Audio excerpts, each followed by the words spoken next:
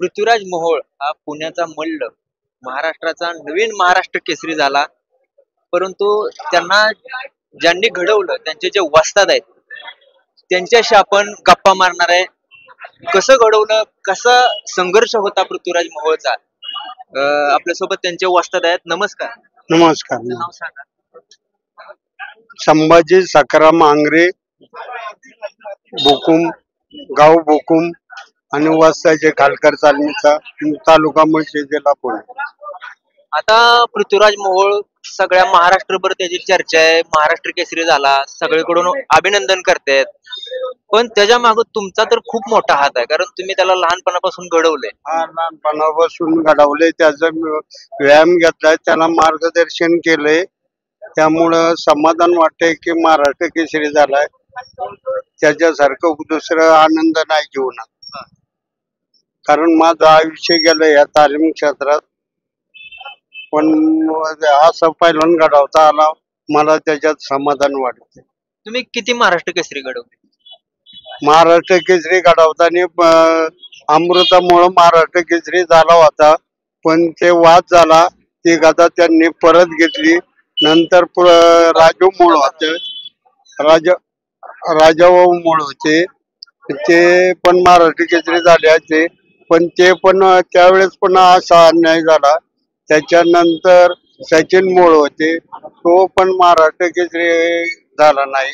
आणि आता पृथ्वीराज महाराष्ट्र केसरी झाला म्हणजे मोठा आनंद आहे.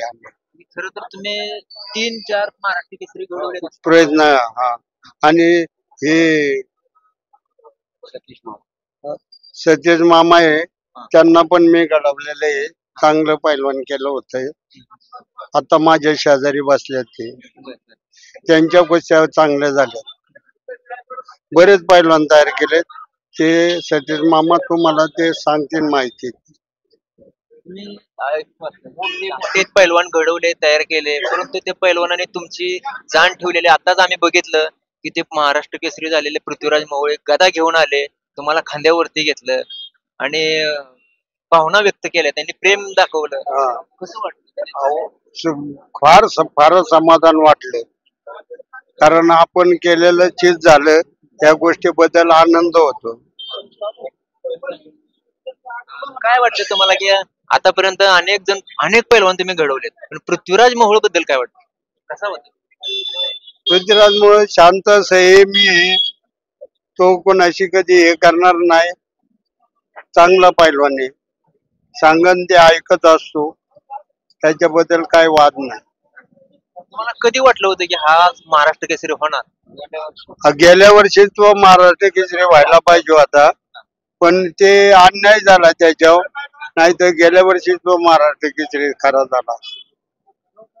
यावेळेस पण तुम्ही बघितलं असेल, राडा झाला काय ते अधिवेशनामध्ये. तिकडे कसं वाटतंय तुम्हाला, म्हणजे त्या पंचांना लात मारली पैलवानांनी, त्याच्यामुळं निलंबन केलं, परत म्हणजे अशी हे झालं निलंबन. खरं आहे ना, आपण हरजीत झाली ना की जरा मान्य करायला पाहिजे, आणि इतकं टोकाचं भूमिका नाही घ्यायला पाहिजे पैलवानांनी, असं माझी इच्छा आहे. लात वगैरे मारणं हे शोभणार नाही. ते चुकीचं केलं. तुमची तक्रार होती ना, तुम्ही त्या कमिटीमध्ये तक्रार द्यायची होती आणि तक्रारीचं निवारण करून घ्यायचं होतं. नाहीतरी कुस्तीत ऑब्जेक्शन घेता येतं, त्यावेळेस ऑब्जेक्शन घेऊन ते करायला हवं होते. ज्यांनी ते सोडलं आणि चुकीच्या रस्ते मार्गाने जायला नको होत, कारण कुस्ती क्षेत्राला याचा काळिमा लागतो. मग लोक त्यामुळं कुस्ती क्षेत्राला नावं ठेवतात, हे योग्य नाही वाटत. संयम ठेवायला पाहिजे. हारजीत कुणाची पण असती, खेळ म्हटल्यावर हारजीत होती. बरोबर. डबल जर कुस्ती लावली तर कसं? डबल कुस्ती लावली ना, पृथ्वीराज 100% तगडा पाडणार. कारण माझा आयुष्यातला अनुभव आहे, त्यामुळं मी सांगतो, पृथ्वीराज त्याला 100% तगडा पाडणार. आता तुमचं वय झालंय तरी सुद्धा अजून तुम्ही अजून पैलवान घडवताय. हा, अजून काय आता पृथ्वीराज मोहोळला काय बनवायचं? ऑलिम्पिक साठी पाठवायचंय त्याला.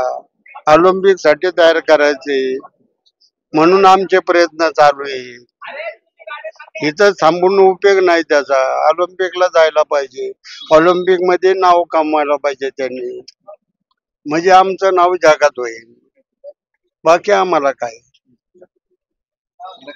सगळे आतापर्यंतचे महाराष्ट्र केसरी तुम्ही बघितले, काय महाराष्ट्र केसरी तुम्ही घडवलेत, परंतु पृथ्वीराज मोहोळ हा लहानपणापासून तुम्ही सांभाळले, घडवले, आनंद तर तुम्हाला भरपूर झालाय.